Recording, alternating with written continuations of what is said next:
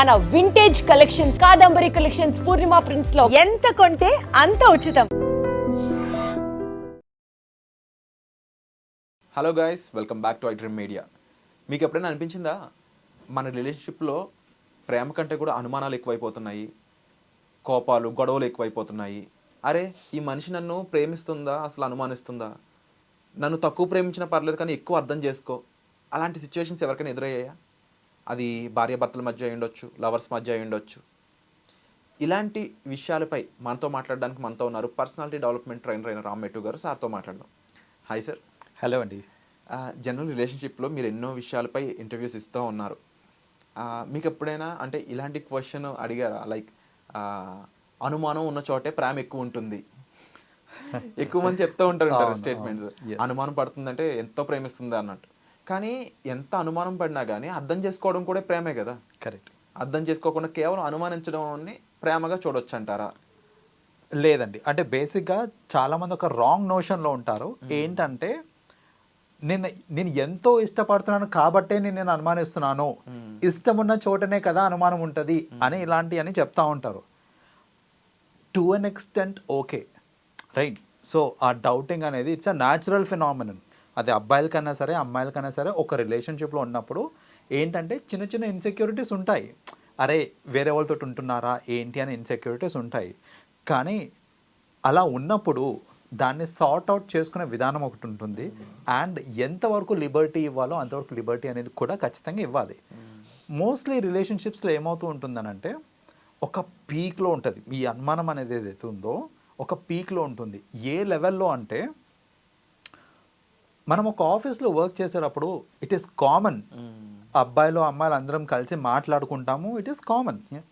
So నేను ఒక అమ్మాయితో మాట్లాడుతున్నాను, జస్ట్ మాట్లాడుతున్నాను, అది వర్క్ పరంగానే అవ్వచ్చు, మాట్లాడుతున్నాను అయినా కూడా డౌటింగ్ వస్తుంది. లైక్ ఫ్రమ్ మై స్పౌస్ కానివ్వండి, నా పార్ట్నర్ నుంచి డౌట్, ఆ డౌట్ అనే ఎలిమెంట్ వస్తుంది అని అంటే దట్ ఈస్ రెడిక్యులస్ యాక్చువల్గా. నేను ఇంక ఎవరితోటే మాట్లాడొద్దు, ఓన్లీ అబ్బాయిలతోటే ఉండాలి అంటే కుదరదు. అలాగే మీ పార్ట్నర్ కూడా అమ్మాయి అన్నా కావచ్చు, మీతోటే ఉండాలి, మీతోటే మాట్లాడాలి, నిన్నే చూడాలి అంటే అది పాసిబుల్ కాదు, right. So we have to understand that.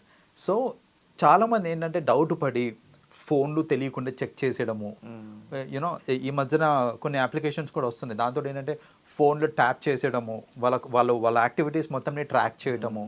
So ఇలాంటివన్నీ చేయటం వల్ల ప్రాబ్లం ఏమవుతుంది అని అంటే మీరు ప్రేమించి సరదాగా హ్యాపీగా ఉండాల్సిన లైఫ్ అండ్ రిలేషన్షిప్ని ఈ కాంప్లికేట్ చేసుకుంటూ ఉంటాం అనమాట. ఈ అనుమానం అనే దాంతో కాంప్లికేట్ చేసుకుంటున్నాం మనం. సో అది ఏ లెవెల్కి వెళ్ళిపోతుంది అని అంటే రేపు పొద్దున ఒకవేళ నా పార్ట్నర్ నా ఫోన్ని స్కాన్ చేసింది నాకు తెలియకుండా, లేకపోతే ట్రాకింగ్ అవుతుంది నా ఫోన్ అని తెలిసింది అనుకోండి, అక్కడ ఇమ్మీడియట్గా వచ్చే ఇంప్రెషన్ ఏంటంటే నా మీద ఆ మాత్రం నమ్మకం లేదా అని ఆ ఇంప్రెషన్ వచ్చింది అనుకోండి, ఆబ్వియస్లీ ప్రేమ అనేది తగ్గిపోతుంది. సో ప్రేమ తగ్గిపోయినప్పుడు ఇంకేంటంటే ఇంకా రిలేషన్షిప్కి మీనింగ్ ఏముందండి అక్కడ? సో మీరు హ్యాపీగా ఉండాలి రిలేషన్షిప్లో అని అంటే first of all trust factor అనేది చాలా ఇంపార్టెంట్. పద్దాకా అనుమానిస్తూ ఉండడం అనేది కరెక్ట్ కాదు చిన్న చిన్న విషయాలకి. ఇప్పుడు మీరు చెప్పిన విషయాల్లో ఎక్కువ శాతం ఏంటంటే వాళ్ళ బిహేవియర్ చాలా క్లియర్గా కనిపిస్తూ ఉంది. మీరు అన్నారు వాళ్ళ ఫోన్ చెక్ చేయడం వరకు వెళ్ళడం కానీ. అంటే ఇక్కడ మెయిన్ పాయింట్, ఒక అమ్మాయి తన ఫోన్ చెక్ చేస్తుంది అన్నప్పుడు వాడికి ఒక ఇన్సెక్యూరిటీ అనేది వస్తూ ఉంటుంది. ఇక్కడ పాయింట్ ఏంటంటే సెన్సిటివిటీ పాయింట్స్ అన్నీ కూడా నువ్వు తప్పు చేయకపోతే ఎందుకు భయం అనేది వాళ్ళు అడుగుతూ ఉంటారు. కరెక్ట్.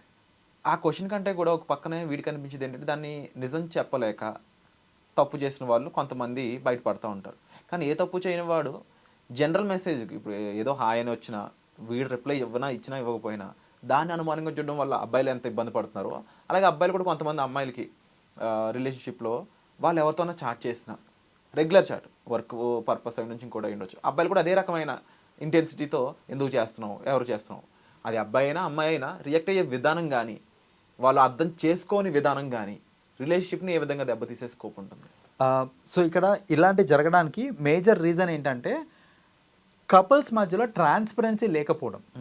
సో ఇప్పుడు చూడండి, నాకు తెలియకుండా నా ఫోన్ తీసుకొని చూసుకొని చేసే అంత ఇది వచ్చింది అని అంటే అసలు నేను నా ఫోన్ని ఇలాంటివి ఎప్పుడవుతాయండి జనరల్గా పాస్వర్డ్స్ పెట్టడం ఫోన్కి, ఆ పాస్వర్డ్ స్పౌస్కి చెప్పకపోవడము, ఏదైనా కాల్ రాగానే నేను అక్కడే ఉండి మాట్లాడొచ్చు. అలా కాకుండా సైడ్కి వెళ్ళిపోయి మాట్లాడడము, ఇలాంటివి చేయడం వల్ల ఏమవుతుంది అని అంటే ఈ థాట్స్ వస్తుంటాయి అనమాట, ఎందుకు పక్కకి వెళ్ళిపోతున్నారు ఇలాంటివి అని. సో అంటే ఏంటంటే ట్రాన్స్పరెన్సీ మెయింటైన్ చేయండి. మీకు ఫోన్ కాల్ వచ్చిందా అక్కడే తీసుకొని మాట్లాడండి. సరే డిస్టర్బ్ అవుతుంది, ఎన్వైర్న్మెంట్ బాగాలేదు అంటే అది వేరే విషయం.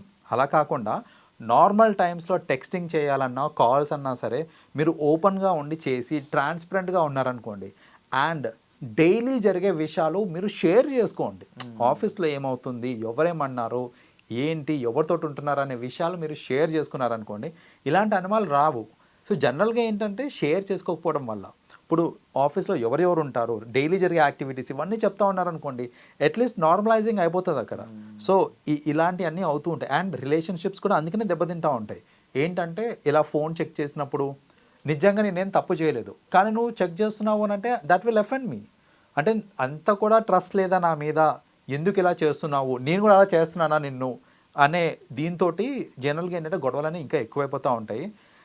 అలాంటి అనుమానం ఏదైనా వచ్చింది అని అంటే యాక్చువల్గా చేయాల్సింది ఏంటిది అని అంటే చెప్పడం. నాకు నిజంగా నీ మీద డౌట్ ఉంది అని అంటే కనుక ఐ విల్ కమ్యూనికేట్. ఏంటంటే నాకు ఈ మధ్యన నీ బిహేవియర్ కొంచెం నచ్చట్లేదు, this is how you're behaving which is causing like నాకు డౌట్స్ అనేది క్రియేట్ చేస్తుంది అనేసి నేను కమ్యూనికేట్ చేసుకుంటాను. అవతల వాళ్ళు ఎక్స్ప్లెనేషన్ ఇచ్చుకుంటారు. ఆ ఇచ్చిన ఎక్స్ప్లెనేషన్ ఈ కమ్యూనికేషన్ తోటే మోస్ట్లీ సెట్ అయిపోతాయి. అలా కాకుండా నన్నే అనుమానిస్తామని ఓవర్గా రియాక్ట్ అయిపోయి అనుమానించినంత మాత్రాన ఓవర్గా రియాక్ట్ అవ్వకూడదు. So they have to understand that it's little bit of insecurity in the relationship అనేసి. సో అల్టిమేట్లీ నేను చెప్పేది ఏంటిది అని అంటే అనుమానం టు అన్ ఎక్స్టెంట్ ఉండొచ్చు, అది కామన్. ఒక రిలేషన్షిప్లో ఉన్నప్పుడు పొసెసివ్నెస్ అనేది కామన్, కానీ ఓవర్ పొసెసివ్నెస్ ఉంది అనుకోండి, యూ కాన్ బీ హ్యాపీ. మీరు it is as good as మీకు తెలిసే ఉండొచ్చు. ఇప్పుడు మీరు వెన్ యూ హోల్డ్ సంథింగ్, ఇప్పుడు మట్టిని మీరు చేతిలో పట్టుకున్నారనుకోండి, ఎంతైతే మీ హోల్డ్లో ఉంటుందో, ఎంతైతే మీ గ్రిప్లో ఉంటుందో, మీరు టైట్ చేస్తున్న కొద్దీ మీ గ్రిప్ నుంచి బయటకు వచ్చేస్తూ ఉంటుంది. Similar thing in relationships also. ఏంటంటే మీరు ఎంత గట్టిగా పట్టుకుందామో, ఎంత స్ట్రిక్ట్గా ఉందామని అనుకుంటే అంత చేయి జారిపోతూ ఉంటారు వాళ్ళు. అలా కాదు, దానికి కూడా ఒక లిమిట్ అనేది ఉంటుంది. అండ్ డెఫినెట్లీ మీరు చెప్పిన ఈ పాయింట్స్ అనేవి కూడా ప్రతి ఒక్కరు అర్థం చేసుకోగలిగితే వాళ్ళ ఫ్యూచర్ కానీ అవన్నీ చాలా బాగా వాళ్ళు లివ్ చేయొచ్చు. అండ్ డెఫినెట్లీ వీటిపై చాలామందికి ఇంకా ఒక కౌన్సిలింగ్ అయ్యి ఉండొచ్చు, లేదంటే ఒక లెక్చర్ అయ్యి ఉండొచ్చు, డెఫినెట్లీ కావాలి. ఎందుకంటే వాళ్ళ బిహేవియర్లో వాళ్ళకి ఎటువంటి తప్పులు అర్థం కావడం లేదు, తెలుసుకోవడం లేదు. సెల్ఫ్ రియలైజేషన్ అనేది అంత ఈజీ కాదు, definitely I agree. But self realisation లేకపోవడం వల్ల వాళ్ళు చేసే మిస్టేక్స్ అయి ఉండొచ్చు, అవతల వాళ్ళ మనసుని విరగొట్టడం అయి ఉండొచ్చు. ఒక్కసారి అవన్నీ అయిపోయాక ఎన్నిసార్లు చెప్పుకున్నా, ఎంత బతిమాలుకున్నా ఏది వెనక్కి రాదు. ఆ గ్యాప్ క్రియేట్ అయిందంటే అది ఇంకా తగ్గించడం కష్టం రిలేషన్షిప్స్లో. And thank you so much for such information sir. ఇలాంటి ఎపిసోడ్స్ మళ్ళీ మీకు కావాలనుకున్నట్లయితే తప్పకుండా కామెంట్ సెక్షన్లో మీ అభిప్రాయాన్ని కూడా మెన్షన్ చేయండి.